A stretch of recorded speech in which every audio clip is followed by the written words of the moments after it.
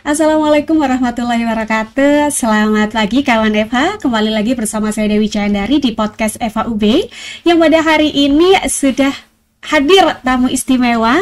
Beliau adalah Profesor Dr. Sukarmi SHM HUM. Apa kabar, Prof? Alhamdulillah baik, Bu Dr. Dewi. Selamat Lebaran, Prof. Mohon maaf lahir batin. Sama-sama. Minal izin wal faizin. Mohon maaf lahir batin. Di sela-sela kesibukan Prof, berterima kasih kami kepada Prof karena mau hadir kembali mengisi podcast FHUB. Nah, pada kali ini kawan FH, kita akan berbincang dengan Prof Karmi sebagai guru besar hukum ekonomi terkait dengan tarif perang dagang Presiden Amerika yang beliau memberlakukan tarif bea masuk kepada beberapa negara, tidak terkecuali Indonesia, yaitu sebesar 32%. Dan tentunya ini bisa dikatakan menjadi perang dagang begitu ya, Prof ya. Tarif yang dikenakan itu naik. Ada yang 32%, kemudian bahkan untuk ke Cina itu kemarin kalau saya tidak salah baca sampai 104%, Prof. Nah, bagaimana ini Prof Sukarmi melihat keputusan yang diambil oleh Presiden Amerika? Ya, Prof. Baik, ini memang sebetulnya terkait dengan perang tarif ya. Ini sudah dimulai sejak lama, khususnya antara Amerika dengan China gitu ya, yang kemudian berimpak kepada tentunya pada negara-negara lain yang memiliki hubungan dagang dengan Amerika Serikat gitu ya. Puncaknya adalah pada beberapa hari lalu yang telah dikeluarkan, dan per hari tanggal 9 tanggal 9 berarti diberlakukanlah itu tarif bea masuk atau yang disebut dengan tarif resiprokal ya, timbal balik yang oleh Amerika Serikat dikenakan pada beberapa negara termasuk Indonesia. Nah, dari sisi konteks hukum perdagangan internasional, sebetulnya tarif itu kan termasuk salah satu jenis yang disebut dengan prinsip di dalam perdagangan internasional, itu diperbolehkan. Itu kan termasuk salah satu bentuk hambatan ya, bentuk hambatan yang diperbolehkan di dalam konteks perdagangan internasional, yaitu hambatan berupa tarif. Pun demikian di dalam konteks penerapannya tentu tidak semaunya si suatu negara tersebut untuk menerapkan itu, karena itu merupakan salah satu bentuk proteksi sebetulnya ya kan. Proteksi yang diperbolehkan dalam konteks perdagangan internasional adalah dalam bentuk tarif. Nah, pada pada akhirnya dalam konteks perdagangan global atau perdagangan bebas, maka tarif itu sudah harus pada taraf zero tarif begitu, bukan tambah justru naik terus. Nah, kalau itu patut dipertanyakan apa tujuan mengenakan tarif itu kepada negara-negara mitra dagangnya. Nah, itu bisa jadi apakah itu sebagai suatu kebijakan yang disebut dengan proteksi terhadap produk dalam negerinya, atau terkait dengan hal lain, itu yang perlu harus Nah, terkait dengan kebijakan Trump ini tentu adalah perlu ada penyikapan ya dari beberapa negara, khususnya bagi negara-negara yang tergabung di dalam WTO ya, termasuk Indonesia dan Amerika sendiri sebagai negara yang menjadi motor adanya perdagangan bebas, seharusnya tidak membuat kebijakan yang semacam ini gitu. Betul. Ya, tadi Prof menyinggung sedikit tentang WTO, Prof. Memang kalau kata Prof tadi, sebetulnya penetapan tarif itu adalah yang diperbolehkan walaupun masuk dalam hambatan. Tapi kalau kita kembali ke WTO, Prof, apakah kemudian kebijakan dari Trump ini menaikkan tarif kepada negara-negara mitra dagang itu bisa dikatakan melanggar prinsip-prinsip WTO, Prof? Ya, kalau tujuan dari pengenaan dagangnya itu adalah sebagai bentuk hambatan kepada negara-negara lain, maka berdasarkan prinsip yang ada di dalam WTO itu kan tidak diperbolehkan. Ya, ada beberapa prinsip yang itu menjadi pegangan bagi seluruh negara anggota WTO. Adalah satu, tentu adalah prinsip non-diskriminasi yang berupa most favored nation dan juga national treatment. Kemudian ada prinsip yaitu tadi pengenaan tarif, dan prinsip adalah pembatasan kuota, dan tentu ada beberapa prinsip yang lain. Tapi tiga prinsip itu menjadi kata kunci yang paling utama di dalam konteks perdagangan internasional. Nah, tadi sebagaimana saya katakan bahwa apakah kebijakan yang dikeluarkan Trump itu adalah melanggar ketentuan di dalam prinsip dagang yang ada di dalam WTO, tentu tadi ya saya katakan boleh diperbolehkan. Hanya saja penerapannya itu kan harus transparan. Kemudian harus ada alasan kenapa kemudian diterapkan adanya tarif sebesar itu di masing-masing negara. Itu berlaku keseluruhan ataukah hanya pada produk-produk tertentu. Nah, itu mesti harus jelas gitu. Nah, itu yang perlu ada transparansi dan ada reasoning yang harus dijelaskan oleh pihak Amerika di dalam konteks ini, sehingga tidak memunculkan adanya suatu gejolak yang kemudian menimbulkan protes dari beberapa negara yang selama ini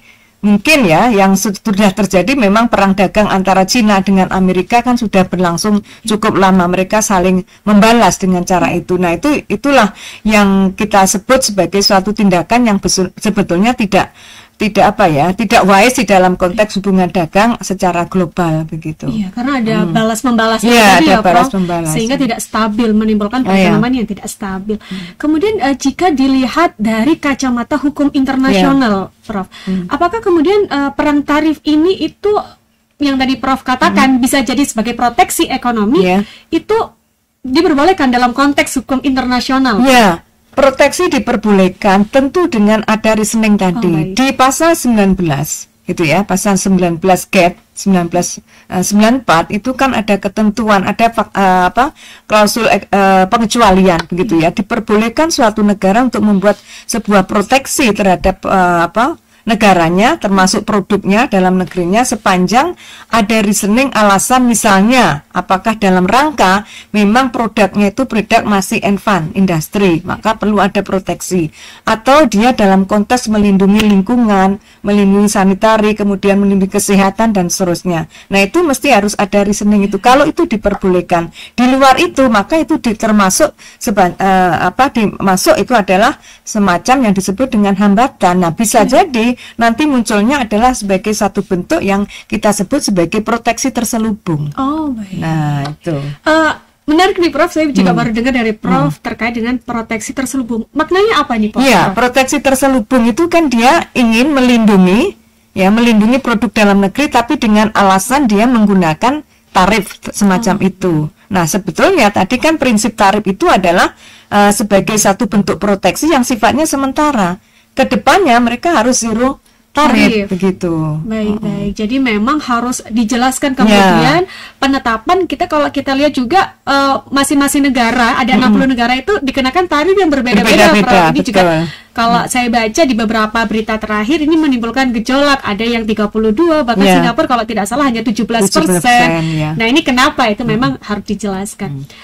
Kemudian Prof, dari kacamata hukum internasional pun, Prof, apakah kemudian negara-negara ini punya mekanisme atau apa yang bisa dilakukan oleh negara-negara ini untuk kemudian dalam tanda kutip menego? Kalau kita lihat kan, kalau Kanada itu sudah, Kanada sikap tegas untuk ke Alaska tidak bisa, misalnya seperti itu. Cina lebih membalas gitu. Atau hal lain apa yang bisa dilakukan oleh negara-negara terdampak? Betul. Masing-masing negara mempunyai strategi atau cara ya untuk melakukan koreksi terhadap kebijakan dari Trump ini terkait dengan tarif tersebut.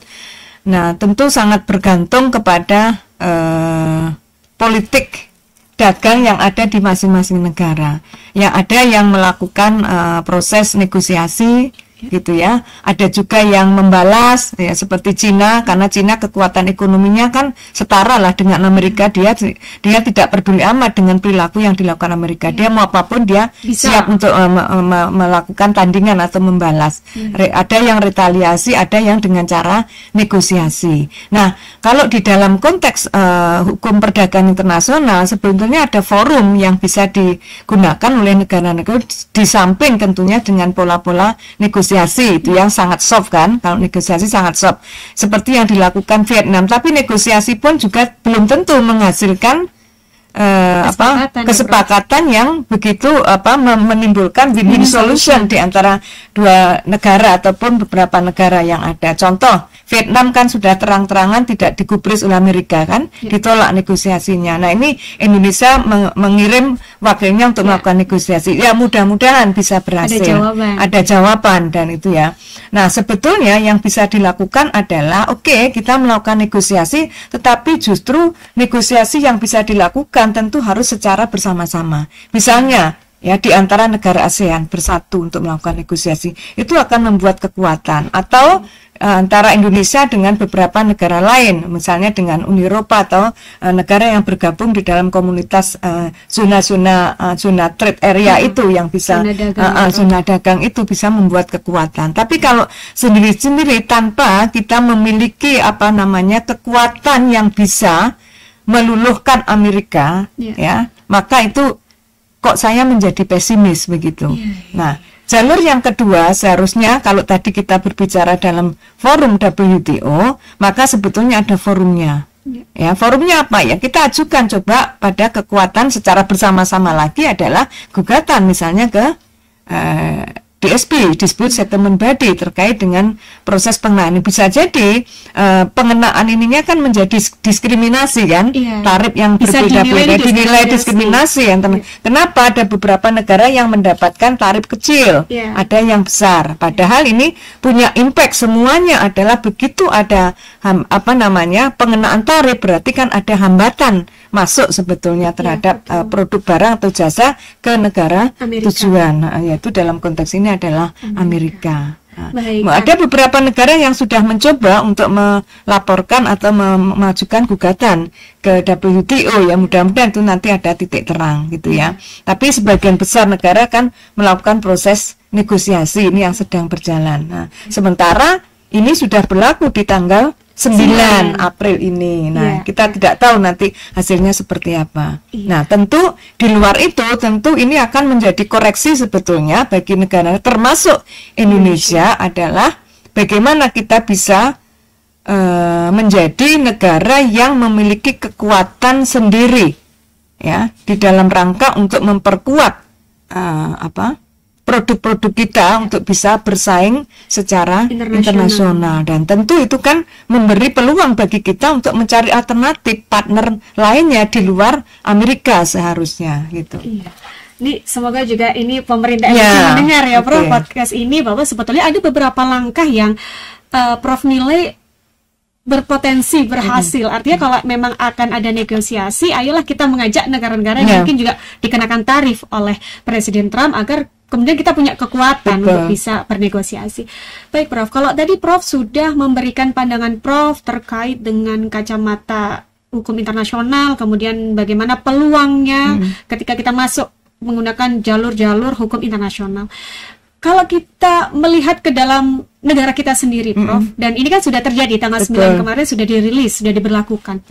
Apa yang kemudian dalam kacamata hukum, apa yang bisa dilakukan pemerintah Indonesia nih, Prof, untuk kemudian tentunya kan akan berdampak pada perekonomian kita. Kemudian bagaimana dari aspek hukum itu bisa menangani hal tersebut, Prof? Oke, ya tentu sedikit banyak pasti berdampak ya.